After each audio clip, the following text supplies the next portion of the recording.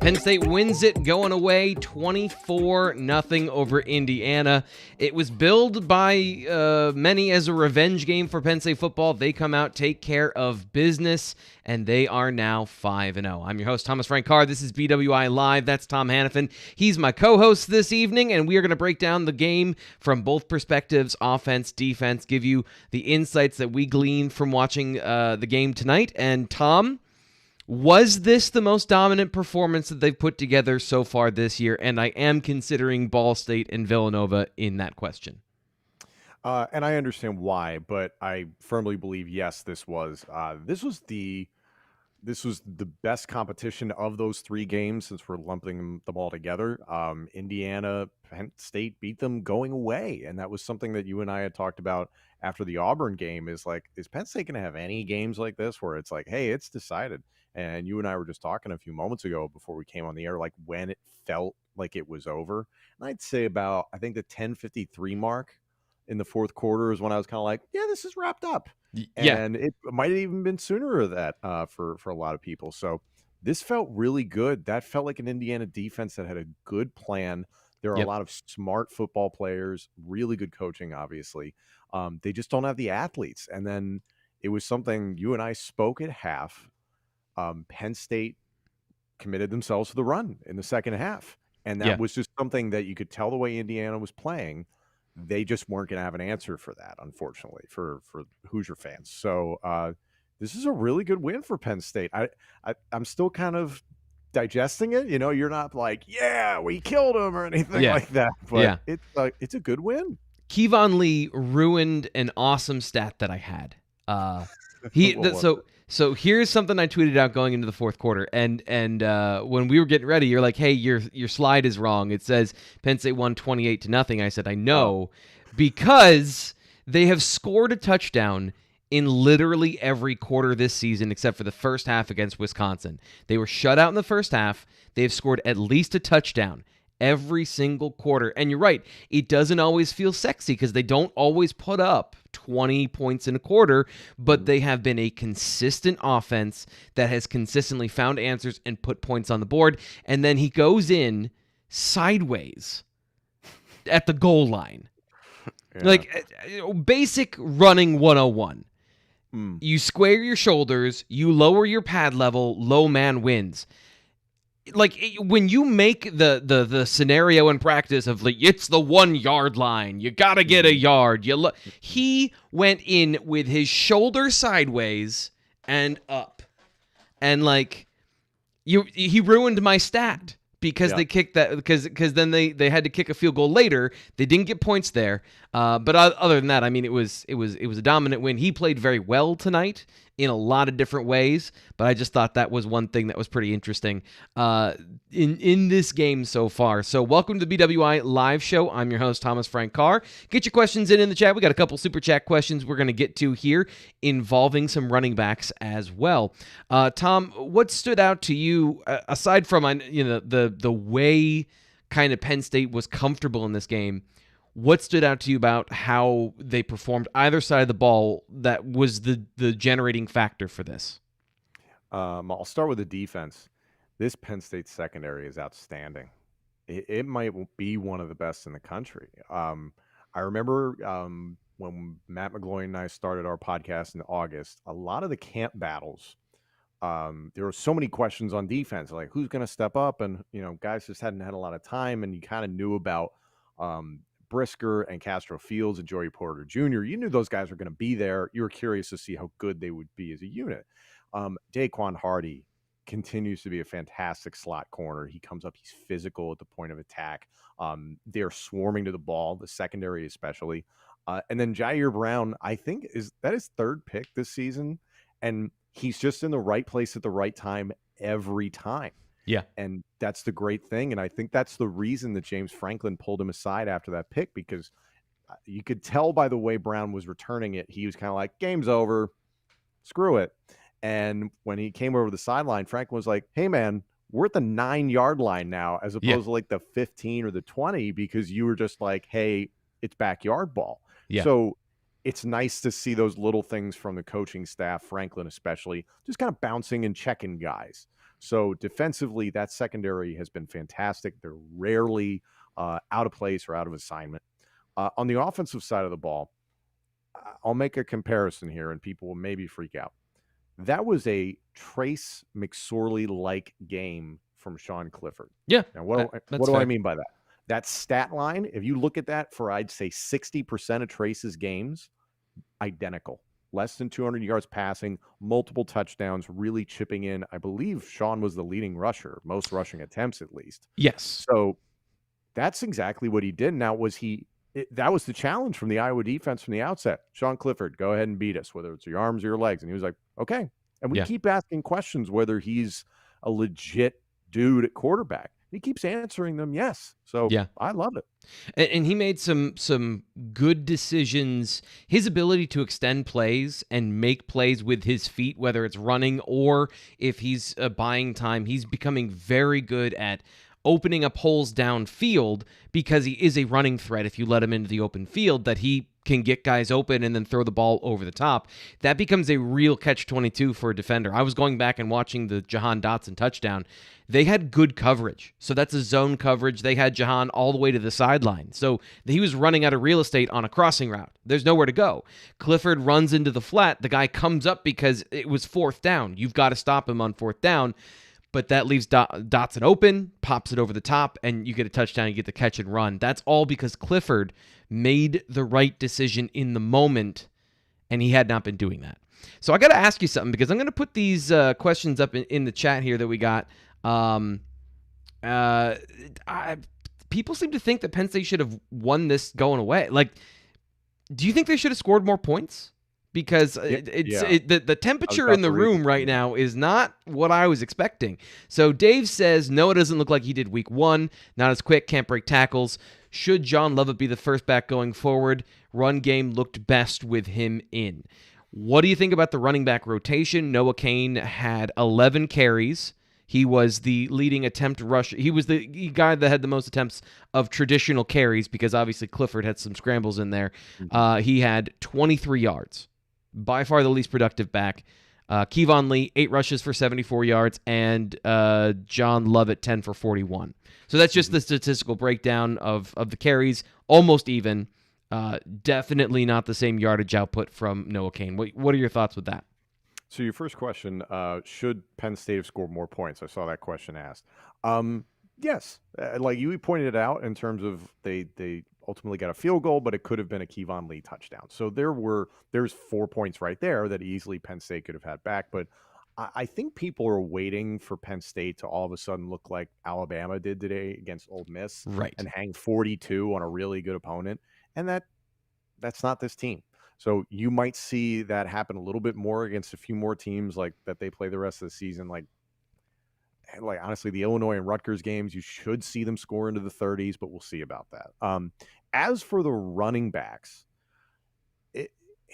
there's just not a lot of consistency, unfortunately. And what I mean by that is, like, all 3 guys are performing, but they all have some sort of meaningful hole in their game that's preventing them from being, the number one guy. Yeah. We've talked about it before, you and I, T. Frank. There is no Saquon Barkley in this running back room.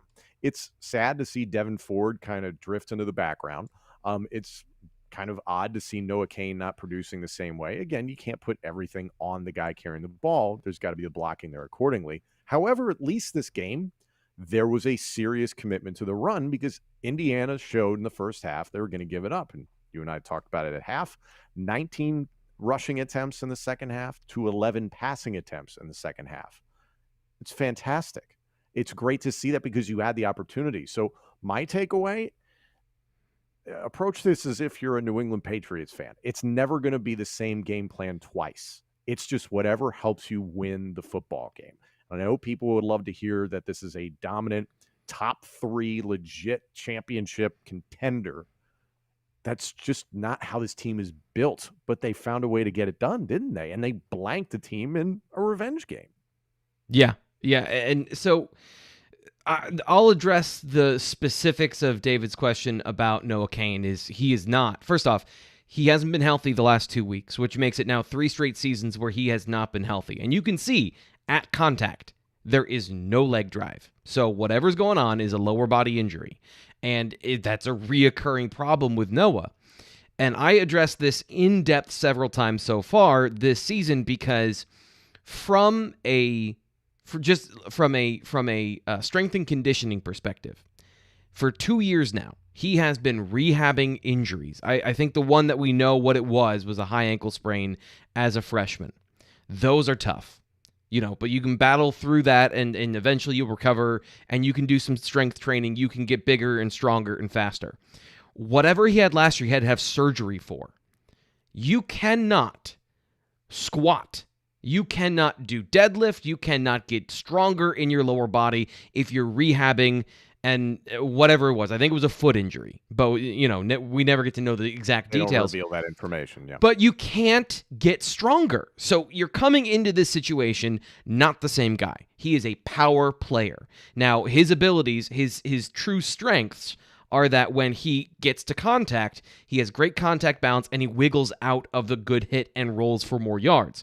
Right now, he still has that second part, sort of, but without the power, you see what he is. He's a smart running back who can find the hole and literally get you anything that's there. If it's 7, he'll get 7. If it's 2, that's what he's going to get. He can't cut hard. He can't make those moves, but he is a part of the rotation. He's a valuable part of the team, and he's going to get carries, and he's going to at least get you 2. He's not going to get you negative yards. That's one thing, and I know that's not a sexy thing to say, but Kevon Lee at the goal line wasn't great in that moment, so it shows you what you need when you need 2.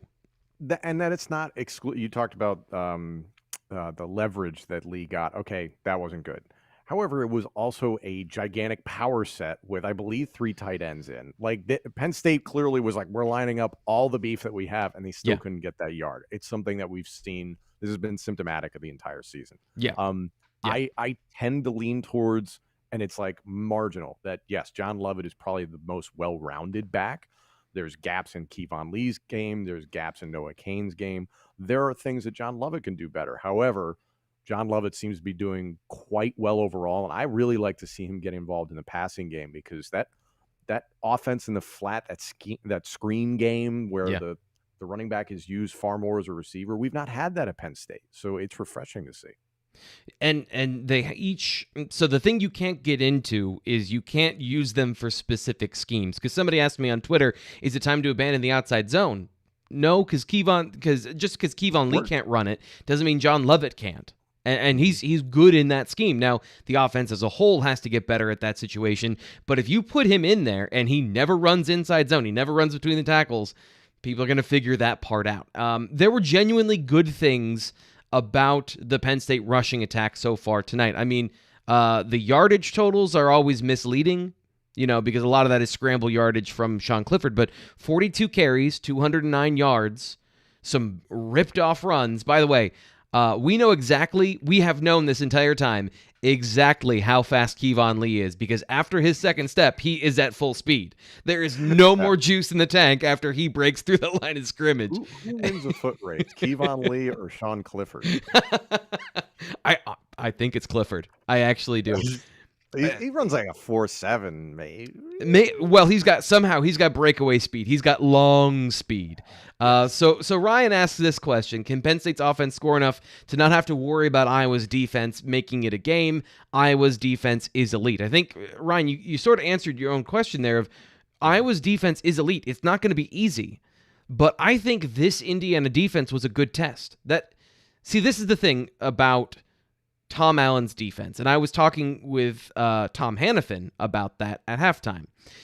They were this is like a quarterback SAT when you go up against Tom Allen's defense, because what they do with their safeties is NFL level disguising coverage. They will be in one coverage family. So there's 2 deep safeties or 1 deep safety, and that kind of gives you an idea of what coverage family you're in. they will line up with 2 deep safeties and rotate to something completely different after the snap. This is one of the problems that Sean Clifford had last year. And he, for the most part tonight, he passed the test. He threw one bad interception, but that was more of a decision than it was. I don't think he misread the coverage. He was believing in his arm a little too much, because it's called a robber coverage, where you bring a guy down from a deep position to an underneath position. And they were doing that a lot tonight. And they were doing that not only from the second level, but from the first level into the flat. Sean Clifford literally bounced a ball off a guy's head because the defense rotated to where they were trying to get the football. So this is a tough defense. Even if their skill position players, their corners, their safeties were injured, they all play well together.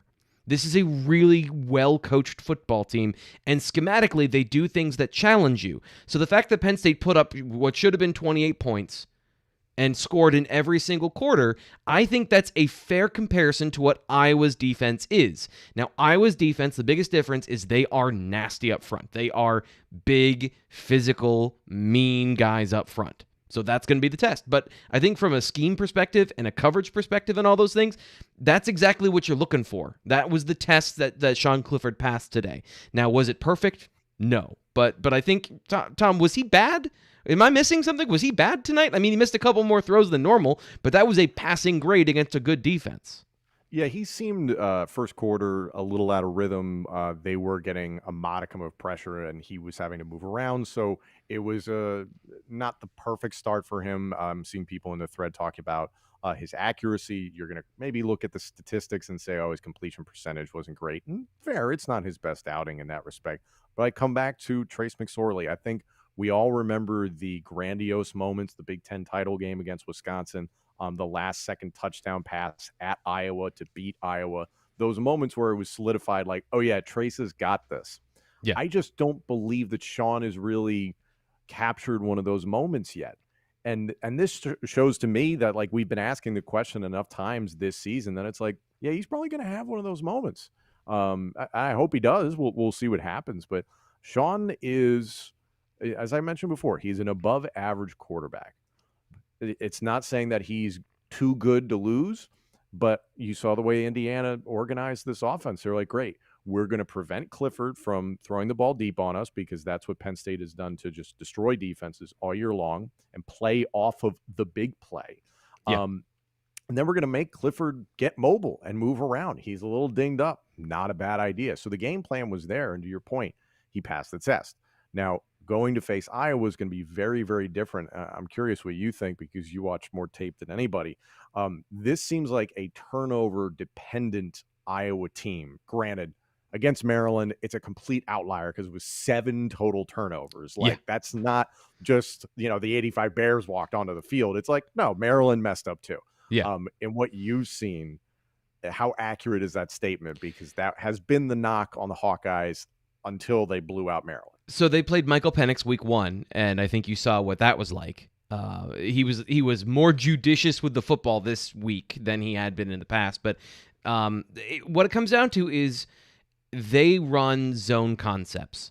And if you have eyes on the quarterback and you have smart corners and smart safeties, that you're harassing the quarterback, he's making bad decisions, he's throwing the ball without timing, without rhythm, and without power, and you pop a ball up there, that's the point of zone coverage, is that you're watching and you can get hands on the ball. So far this year, they've been able to do that. Now, I didn't watch the Maryland game. I was watching a couple other things Friday night with some high school football recruits, so I didn't get to see the Maryland game. But that's basically the concept. That's what they do. Yeah. They want to control the game at the line of scrimmage with 4 players, through the run and through the pass. Now, the question is going to be, do they have the pass rush to get to Sean Clifford? And if they do get there, will they be able to do that, what I just described, to Sean Clifford? Because so far this year, when pressure has come, he has succeeded beyond reasonable expectations as far as avoiding pressure, making good plays.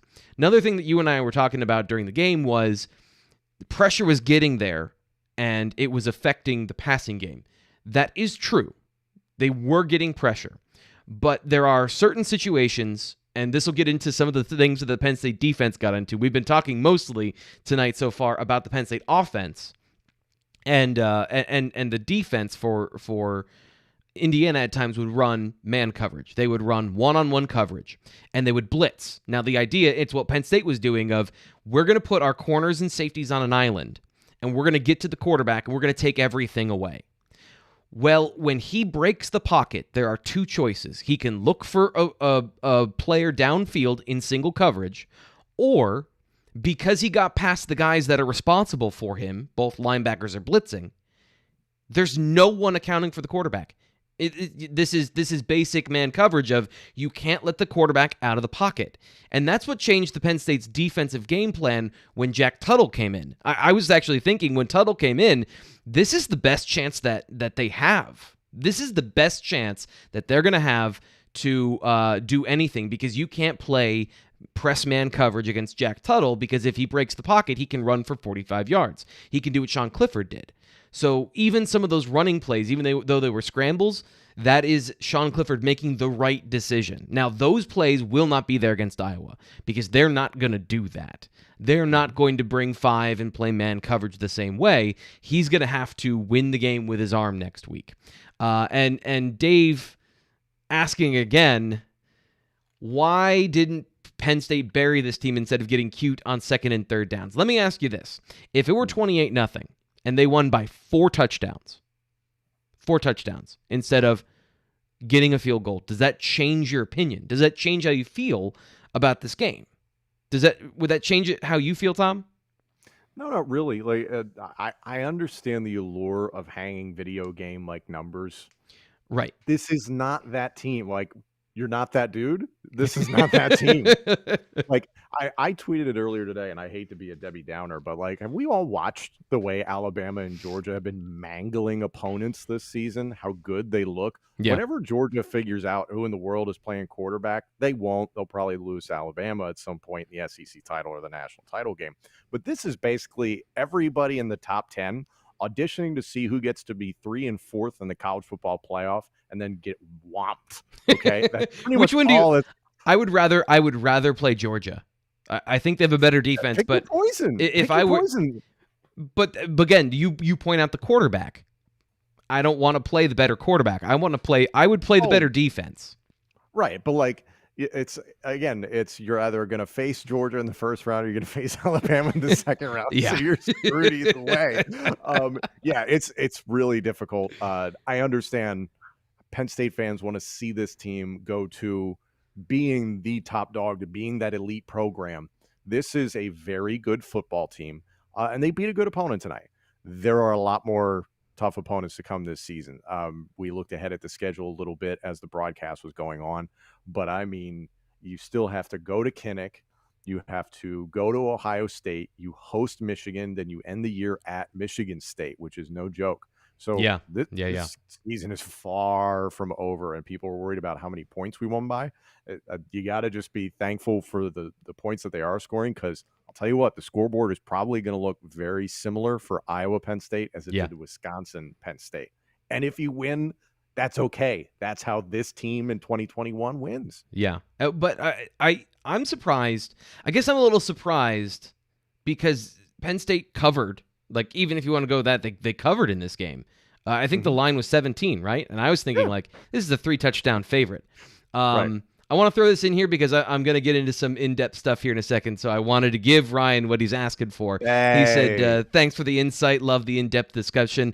Ryan, love that you're a part of the Blue White Illustrated family here on YouTube. He's always here watching the show, so I super appreciate that. Appreciate that a lot. By the way, this is our largest audience, so welcome to the next step for the Blue White Illustrated postgame show. BWI late night, I love it. Yeah, we'll go about an hour. That we typically, if you're new here, we typically go about an hour, give you a breakdown of what we saw on film. Tom Hannifan is a professional fan. I am a film analyst for Blue White Illustrated. We're giving you all coverage from all different angles of Penn State football.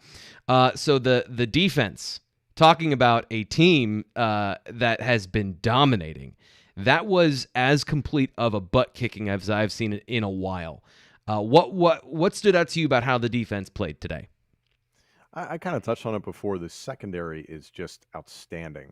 I think the defensive line was able to have their way this week a little bit more than they have in the past. And to be fair, like the Wisconsin offensive line is consistently very good. It was a veteran offensive line that they faced against Auburn. We knew that the level of ability for this group was good, but nothing, to write home about necessarily. So it was nice to see DJ Mustipher get in there. It was great to see Arnold Ebiketie look like he did against Wisconsin in the first week. He blocked another He field blocked goal. another. He blocked another one. Yeah, him and Brandon Smith both got in there. Ebiketie was excellent. What really stood out to me, I mentioned the defensive backs. This linebacking core wants to hurt you. And Yeah. it's really terrifying. And I'm going to lump in Brisker there, who's got the ankles of somebody here in this picture. Brisker, Smith, Jacobs, and Brooks. If you're alone in space and they have 5 yards to build up a head of steam, that is the end of your day.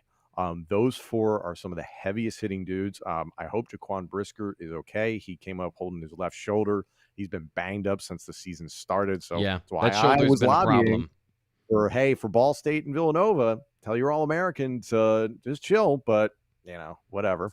So the important thing is we won the game. So this has gotten to be a much more physically intense defense as the season has gone on, and I didn't think it was going to get ramped up much more than what we saw against Wisconsin.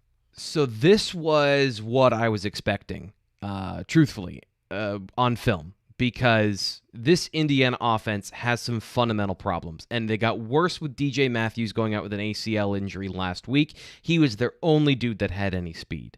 Their fastest receiver is Peyton Hendershot, and he's their tight end. And for Penn State fans, I know Jahan Dotson and Parker Washington were great last year, but that's like if you didn't have Jahan Dotson last year and you only had Pat Freiermuth, that's what they're operating with. Their quarterback was the problem for them. And Michael Penix is the reason they were so great last year, but he is just not, he can't do the things he used to be able to do because he doesn't trust the knee right now. It's less than knee. So this is something that my wife is a strength coach and a personal trainer, and she was taking me through the physiology of the knee injury, and she's like, physically he should be fine, but she watched him tonight, and she's like, oh yeah, he doesn't trust that thing. So that's the problem. He's not going to be mobile. You were saying he's one of the ugliest throwers you've seen in a while, and I think it's because everything is with the arm. He doesn't want to step into throws. So there were two ways that teams have defended Indiana. Iowa played zone coverage, which we've covered that. And Cincinnati played cover one. That is one deep safety, everyone in your face. Smelling the breath of a receiver, shoving them out of bounds, one-on-one press man coverage. And it suffocated the Indiana offense for most of the day. I watched both those films, and I'm like, Brent Pry can just pick what he wants to do. Penn State can operate either of these game plans equally as good as Iowa and better than Cincinnati. And I know Cincinnati has some good coverage players. They have actually, some NFL-level coverage players. But Penn State from top to bottom has more of those. And that's what you saw tonight. If you literally can take your three best cover corners, and I'm putting Daquan Hardy in here too, because every time he's on the field, somebody targets him and he gets a pass breakup. It's phenomenal. And that's really what this was tonight. For the defense, they had 6 pass breakups and an interception. That's a great night. There was no room anywhere. Penn State, especially in the first half, suffocated the receivers, and what they were able to do then is because Michael Penix can't move, and he doesn't want to move, throw as many bodies as you can at him, and those corners and those safeties will hold up, and that's exactly what happened. The Villanova game, I thought they were doing that just because they could. That was practice for this week. They were playing cover one last week to get prepared for this particular game. So to me, when you have that level of dominance and you can choose how to play, Michael Penix was 5 for 15 at one point, and all 5 of his completions were underneath zone coverages, or 4 of them were, and 1 was a busted coverage that with the very first pass of the game. You can't do better than that. They were dominant. I felt bad for Michael Penix. You outlined No, I mean, like, I was, calling for blood coming into this game, and the revenge tour and such like that. I've And then been you very outspoken. saw the carnage. Then yeah, no, and again, like there was nothing malicious about the hit on him. It's just a freak accident. Unfortunately, it's just throwing shoulder. But Yeah. the graphics that ESPN threw up there of the injuries he sustained since 2018. Can you imagine being an 18 to 22-year-old and having to surgery, rehab, over and over and over? Um, I said to you via text, I was like, yeah, he's an ugly passer. And what I mean by that is his footwork is just not great. He doesn't allow his feet to drive the ball. Yeah. Drew Brees was doing an excellent breakdown of Desmond Ridder earlier today on NBC, and he was saying, you see how his shoulders and his head, they don't move and they stay eye line with the receiver, and his legs are busy. They're moving all over the place. Penix is such a gifted athlete and thrower that he's not using his legs well. He's placing them like cement in the ground, and he's still throwing the ball, and not the greatest completion percentage, but he pulls off big plays. He makes some electric things happen. So I'm heartbroken for the guy, and it took my emotion as a fan completely out of it, and you care about that for the player. So I sincerely hope he gets better. And Jack Tuttle genuinely has a bright future if he gets the opportunity, but we'll see. We'll see. Yeah. I always say this, probably not the guy. Like most of them aren't the guy. So that's always how I feel. If you want to get a question in the chat, we're accepting the super chats tonight. We got one from Dave. He says it's not about putting up video game numbers. It's just about taking what the defense is giving you and moving the football. And I think that maybe that's a fair point he's making there, is that Sean Clifford can be pretty aggressive and can throw the ball down the field a lot. And on deep passes this year so far, he has not been good. And that's in the totality of the entire season so far. He has not been good in any game really outside of, and I wouldn't even put the Wisconsin game in there because he left 2 touchdowns on the field. But he didn't complete, I don't think he completed any deep balls against Auburn, and Villanova was the only time that he was accurate and put it all together. There were a couple misses tonight. There's one of the problems is, and I apologize if this is another one of those things it's a little convoluted. So Penn State runs the bubble screen game, right? So they motion somebody out. They've got the 2 blockers out there, or they'll line up that way, or they'll motion into the flat, and they'll do that. There's another play built off of that where they fake blocking and run upfield. It has worked. Tom, do you know how many times it's worked this year? How many times has it worked this year? Once. Now, it was a great play. It was. Yeah. I think it was a touchdown to Jahan Dotson. I think. But it's worked once. So that's part of the issue, is a couple of times when he's throwing the ball away, it's because nobody's open. Like the play didn't work. You're living to fight another day. But do you think that this offense, and I'll throw this up again here, and Dave, your sentiment is right, but I'm going to ask a different question. Do you think they're too aggressive and they try to take things that aren't there? I believe so, yes. And to Dave's point, think about what Indiana gave Sean Clifford in the first half. Typically, it was nickel or dime coverages. So there's a lot of bodies out there, and you could see the alignment that Indiana was putting out there. They're doing everything possible, as T. Frank was just saying, to put out a lot of different exotic coverages that he just wasn't prepared to deal with. At the same time, you also really didn't see these defensive backs get beyond 10 yards from the line of scrimmage. They made sure everything stayed in front of them, because all that Penn State has done most of this season is capitalize on gigantic plays to the likes of Jahan Dotson, Parker Washington, and even the tight ends at times. So they were just like, okay, if we don't let Penn State beat us in the deep passing game, we keep everything underneath, we know we can pretty much bottle up the run as well. So then it's going to be pressure on Sean Clifford to make things happen, force things into tight windows, doing things that he's not comfortable doing. Penn State identified this at halftime and switched, as I mentioned before, 19 runs in the second half to 11 passes. I saw some people in the chat talking about, second and third down wasn't terribly creative. Well, that's because you were committed to the run, and you were not going to put Sean in the situation of, he threw 34 passes, I think, somewhere in that vein. This is not a guy who should be throwing 40, 45, 50 times a game. And you and I have talked about this before. That is exactly, if there's a pitch count, should be right around there for Sean Clifford. And I'm not trying to knock the guy. That's just a good spot for your offensive balance. So I think Penn State did a really nice job adjusting. Would you like to see them have more success against that stuff in the first half? Yeah, but Indiana had the chess piece out in front first. They did a nice job. I think they need to hit more deep shots. I think that's the thing that really is missing. And one of the things that Indiana did that I think was really impressive tonight was limiting those deep plays with not playing cover 4, not having so many bodies deep. And that, again, goes back to what they were doing with their scheme of they were on the money. They knew what they needed to do and where to place the people so that there weren't those rainbow passes down the field to Jahan Dotson. Because one of the things Mike Yurcich can do very well is scheme up a good play if you give him the right look that he can get a guy in the middle of the field open. Down, between the hashes, all the quarterback has to do is not miss a wide open target. There were none of those tonight. Everything was forced to the perimeter.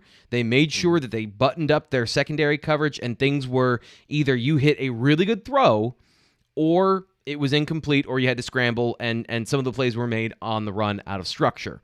That would be the one thing I'd say that Sean Clifford specifically, they still need to work on. I think they had a graphic up at one point. He was 0 for 3 on deep passes, and one of them was an interception. Now, I think that was at like 12 yards, so if that's a deep pass, that's not that deep of a pass.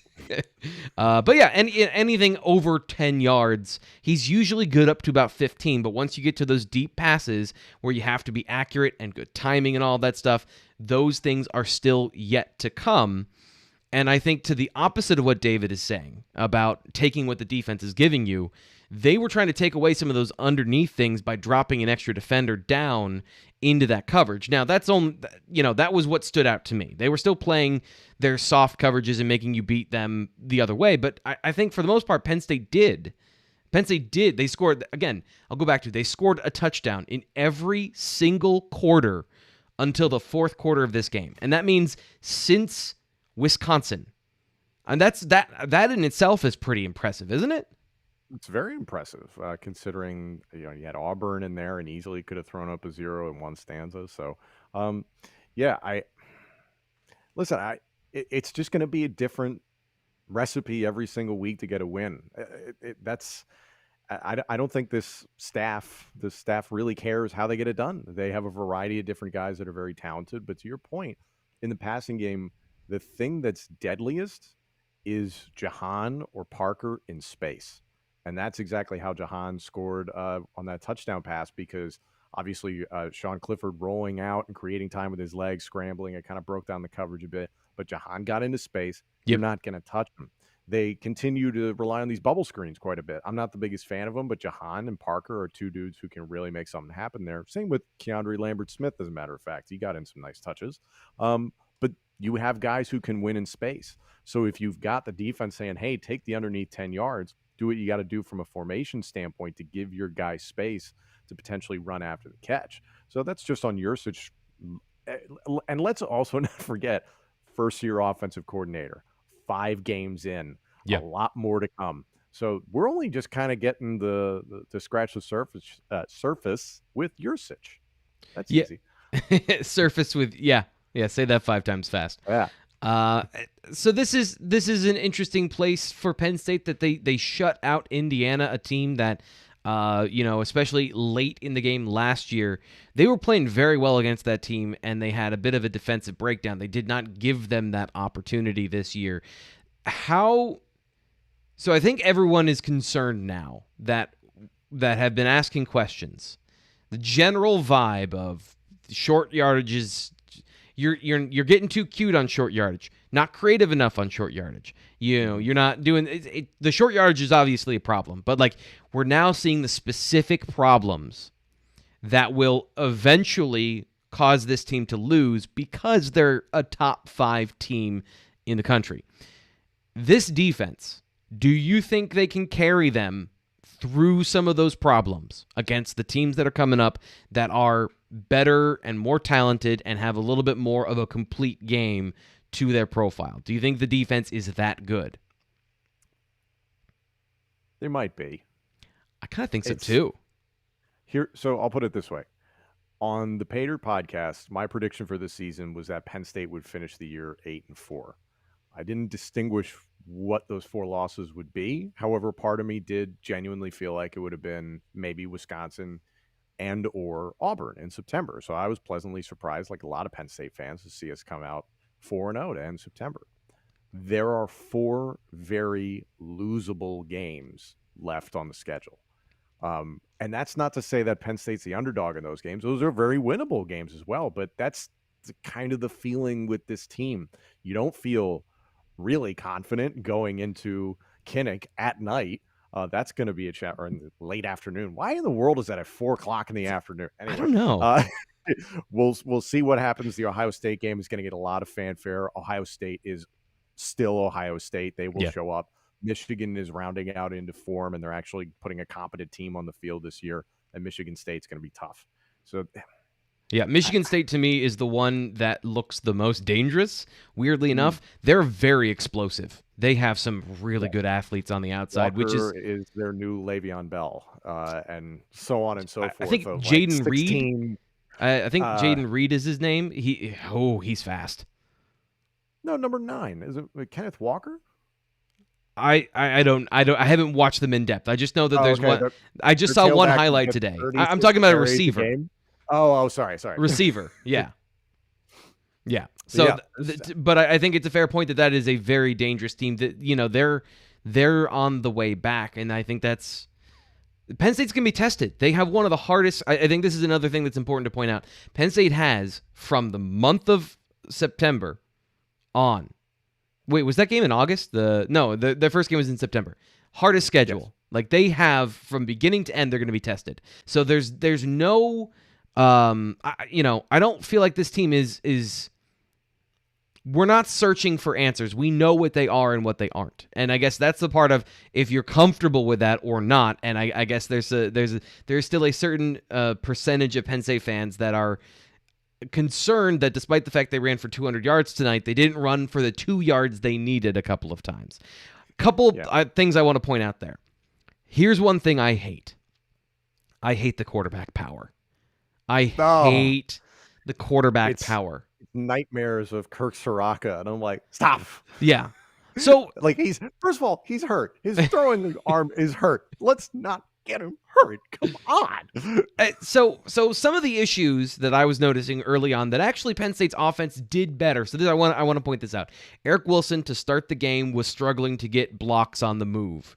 And one of the quarterback power runs, he whiffs on a block. I think it was Micah McFadden. He's an NFL linebacker. That dude is legit. So that's going to happen. But the point, I guess, of Sean Clifford, and this is the thing that I've always maintained, is he is not a power runner. So if you need 2 yards, you're expecting the rest of the offensive line, everyone to do their job, because he needs to be able to fall forward for those yards. And I always say he's not Cam Newton, because Cam Newton is a physical presence as a runner. He's not Josh Allen. He's not even Andrew Luck. Ben in his prime. Yeah. So he's not any of those guys. He's not going to break a tackle. He's going to break an angle is what he's going to do. And there are no angles inside in quarterback power. And that to me is the problem I have with that. That's why I love watching the wrinkle with Tyler Warren at the goal line, because he is technically a threat to throw the football. And he is a much more physical runner. You're expecting that out of your 6'5", 255-pound tight end. That makes way more sense. So that part of the short yardage, I don't like that part. But I do like some of the things that they're doing at the short yardage situation. That should have been a touchdown. I'm going to go back to it again. That should have been a touchdown. Kevon Lee did not do his job. And I know that Brenton Strange missed his block. But that lineup, Tyler Warren gets a down block. Rasheed Walker gets a down block. Noah Cain gets his block. You had to beat one guy in the hole. That's the Oklahoma drill. Like that is I don't know if they do it in Pop Warner anymore. I think that's dangerous. But like that's what football 101 is. He should be able to get a yard at 240 pounds. So the concepts and the schemes I don't think are the problem outside of a couple that I do have an issue with. It's just the execution. And it's easy to blame the coordinator, but they're being put in situations for the most part, I think, to get the yards. I don't think it's on your situation. I think it's personnel. Yeah. Because honestly, they threw a lot of beef out there for that. We talked about it before. I believe overall that was a 3 tight end set there on the goal line. I think these tight ends have proved they're receivers. Yeah. And that's okay. Tyler Warren has a lot of different skill sets that, yes, they should continue to use. So, and we've talked about some of the gaps in the games of Noah Cain and John Lovett and Kevon Lee. Kevon's issue is take one cut and good body angles and try and get some positive yardage. That's where he struggles the most. But he's the biggest guy. So do you think he's Lendale White? You put him back there and you try and get the 1 or 2 yards? Or do you realize that's probably not where he's going to do best, and you look at John Lovett to do that, or you look at Noah to do something like that? Okay, Yeah. still questions back there. Now let's back up and say, okay, what if we took the tight ends out of the equation because they're not blocking? You're going to trot out other interior linemen who also have not done a good job this year in run blocking. So there aren't any real solutions that you can fathomably look at everybody in the offensive side of the locker room and be like, if I put you in with that guy, this will turn around all of a sudden. It's like, no, like this is what their personnel is. There aren't better options just sitting in the locker room. Like they're throwing everything at the wall to see what sticks. Yeah. And I think it is. I do think it has gotten better. And not to dump on Kevon Lee too much. There was another short yardage play where all you have to do, again, is lower your shoulder. He's 245 pounds. Physics works a certain way. I don't know how it works, but I know that momentum is a part of it. And all you have to do is have a lower center of gravity. And he danced in the hole. And yes, there's a linebacker there, but you're trying to get 2 yards. It's just, for him, it's just remember the objective here. Don't try and break every run. And if there's a body there, you have a bigger one. And there are sometimes, when that part has been a problem, but they were able to rip off a 44-yard run and then a 30-some yard run on 4th and 2, I think it was, or 4th and 4. So there have been, I think, tangible strides in that area. It still is inconsistent, though. This is the BWI Live postgame show. We're here for just a couple more minutes, so if you have any more questions, throw them in the chat. If you want to donate to the channel, make sure that we're able to do this after every Penn State football game. Just throw in a couple bucks if you'd like to in the super chat, and we'll get to your questions. One other thing that I wanted to point out, Tom. I love Mike Yurcich's use of tempo. I think that he does it better than anyone I've seen at Penn State use tempo. You were talking about this, and you called this out of why don't they just go tempo and hammer the run game? And that's what they did to start the third quarter. You need to hit some runs, but that's exactly what they did. They got a first down, and then they went quick, and they wanted to catch the defense off guard. Do you think that they're going to be able to do that going forward? Like there's just going to be smarter defenses that you play. I'm not saying that's not a smart defense. That you said it's like, studying for the SAT and then taking it. Like that's a good, intelligent Indiana defense.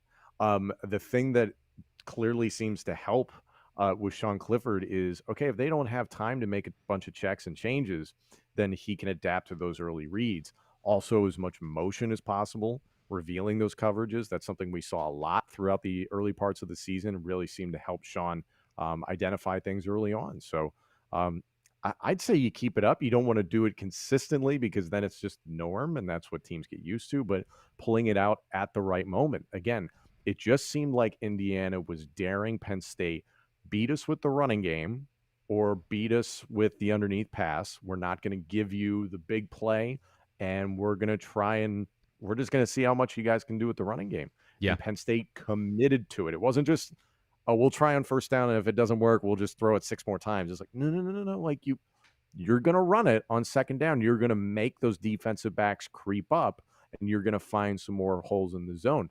Again, this is a wide receiver core that wants to pick apart the zone. Parker Washington and Jahan are outstanding at finding gaps and sitting and getting open for Sean Clifford. So the more that the game wore on, the more they were able to do that. So I thought the game plan was really good, but you just can't go tempo the entire game. I don't think this team is built for that. Yeah, one of the things that, and I think you mentioned it here, one of the things that I thought was smart is Mike Yurcich has used tempo differently in every game so far. So in the Auburn game, they used it to confuse the defense and to get a big play. In this game, when they were able to hit a first down, they used it to simplify the coverages that Indiana was showing. You can't disguise your coverage if you've got 10 seconds to line up and communicate, because you got to see where the receivers are. You've got to know what you're running. First off, you got to get the call in, and you got to make sure that you know where your zone is and what you're accountable for. So you can't do a bunch of disguising, and that made it easier on Clifford. And I think it was in the second quarter, I have it pulled up here, where they went gain of 9, gain of 10, and then they ran the ball. So they were able to rip off like 20 yards just using tempo on that drive. It was a 14-play drive that ended up in a touchdown. But they got the chunk plays by using tempo without getting those big time plays. So again, if you're concerned about Mike Yurcich and his play calling, I got to tell you, just trust me on this one. He's doing a really good job. Like you're missing some things that they're doing that are very smart. They're able to adapt mid-game and make adjustments and really take advantage of what the defense is doing for them, even if it doesn't always result in points. And even if there are punts, I think that this is a good offense that is going to continue to score points, even if they don't put it up in bunches like they have in the past. Mm-hmm. Yeah. I mean, to make the analogy, Mike Yurcich inherited a racehorse, and now he's got to train it so that it can compete and get ready for the Kentucky Derby. And he's in the process of getting this offense where he thinks it can be and discovering what his personnel can and cannot execute. I'm seeing that a lot in the chat, and we actually just got a super chat from James S. I'll let you bring that up, but this is a great question. How far can this team go? The way they've been playing, they are capable of a Big Ten championship. They are capable of a college football playoff. A lot is still remaining. A lot can change. A lot still has to happen. There are no gimmies down the stretch, the remainder of the Big Ten schedule. So that's a blue sky situation, in my opinion. I don't know what you think. Yeah, so as long as Sean Clifford maintains his level of play, and tonight was an acceptable level of play for this game, that's really what it is do you have an acceptable level of play from every part of your team to win any game? And so far, they have. And that has not been the case in years past. So to me, that's a huge thing, is that there's always been a part of the team. And I will say, even the run game has been efficient enough through the first part of the season that they've been able to win every game that they've played. So are there holes? Yes. Is this team perfect? No. But LSU in 2019 was an average running team. They were not a good running team. Their offensive line was average. Now, they had high-level number 1 overall pick quarterback. So I'm making a vague comparison here. But they were not a perfect team, and they were undefeated through one of the most difficult schedules in the history of college football, and modern college football, like that we've recorded. So you can be an imperfect team and win if you have special qualities. This defense is bordering on special. So the secondary is phenomenal. Tig Brown is just turning into a great center fielder. The ability to go find the football and to pick off the easy ones. Brisker is becoming a lockdown, versatile chess piece you can put on 3 levels of the defense as long as he stays healthy. Joey Porter Jr. is becoming a shutdown corner. Tariq Castro-Fields, outside of double moves, has been good this year. He still got burned on another double move, but he's been even if your weak link is Tariq Castro-Fields, he's been good. I think he got 2 pass breakups in this game. That's a great day for a corner. So then it becomes the defensive line. Can they consistently get pressure? And that's the one thing that tonight that didn't go right for them, was that a couple of drives, Michael Penix, you left him a clean pocket, you were playing man coverage, they found, an open receiver. Or you were playing a zone coverage and you were blitzing and it was a zone blitz and you have to leave someplace open if you bring extra defenders at the quarterback. And if you don't get there, big holes open. That was the one thing that Jesse Luketa, if he can become a pass rusher, or if they can find somebody else to go with Arnold Ebiketie, this defense is a top 5 defense in the nation that can carry you through some mistakes on the offensive side. That being said, the offense can't play poorly for them to win all the games that they win this year. So, and they haven't. Like, simply, they have not played poorly in any game so far. And that's what it comes down to. And will they be able to do that going forward? So far, the evidence is yes. And from what I've seen of Mike Yurcich and Sean Clifford as a combination, I believe that can continue. I don't see any team on this schedule that is so good that I would not give them any opportunity. Yeah, it seems to be trending in that direction. I think the overall feeling I'm getting from Penn State fans is that little pipe dream that's been in the back of people's minds for a very long time, depending on how old you are. Yeah. Can this team win a national title? And those are expectations and thoughts that Penn State fans have not had in a while. And it's something that many of us hoped that with, Bill O'Brien coming here, he could be the one to get us there. And that was short-lived. And then when James Franklin arrived, maybe he's the one to get us there. And we all remember in 2018, the speech after losing to Ohio State, that Dwayne Haskins team. This is we've been a good football program. We're a great football program. We're not an elite football program. I think Penn State fans are sick of being good, great, really great. They want to be elite again. There is a very distinct possibility if Penn State, let's say if they went undefeated the remainder of the season, or even if they dropped one game, won the Big Ten title, and didn't get screwed by the College Football Playoff Committee. There is just still the deck stacked against them of the top-heavy situation we have right now with Alabama and Georgia. It just happens to be a bad year to run into two teams like that. And that's nothing against what Penn State is right now or is capable of. But that's what I'm getting from Penn State fans. I want to see this team win a national title in my lifetime. I just want to be realistic because I'm a cynical Philadelphia sports fan. And it's like one game at a time. It's not always going to be pretty. There are winnable games on this schedule. There are losable games on this schedule. But this is a very talented Penn State game. Just take it one week at a time. I guess if you want absolution, go to church. You're not going to get absolution in football. So, that's no one can sit. I can't sit here and tell you, yes, they can win a national championship. I'll tell you what I do think, that as long as they continue to play this way, they will have an opportunity to be in the college football playoff. An opportunity. And that's what James Franklin preaches all the time. 1-0, 1-0, 1-0. Just play good. Play your best game every week, and we'll find out. If they have the pieces to do that. They have the offense. They have the explosiveness to go toe-to-toe with some good offenses. Now, that part needs to be more consistent. There needs to be a little more consistency in places. They are not overwhelmingly talented. But if they get to the Big Ten championship game, that means they've won the East. You've crossed the major hurdle there. And then if you get to the college football playoff, and this part is the point that it gets absurd to have this conversation in the first week of October, but to me that's a win. That part you've already won. From a program perspective, you have broken the seal, you have crossed the threshold, you are now a part of that conversation. You can no longer say that you have not been in the college football playoff because most teams haven't. Most, like 90%, I don't know the math, but 90% of teams, I'm going to go 95. Screw it. I'm just going to go out on a limb. It's like 6 different teams. Exactly. So if you get in the college football playoff, that's a win. You're recruiting, everything. It means so much. So that opportunity right now is on the plate because you've passed all these really hard tests that no one expects you to pass at the beginning of the season. So they've already exceeded my expectations for this year. And at this point, they just have to continue doing what they do, and they will have a chance every single week, including next week. I know you're not feeling good about going to Kinnick Stadium.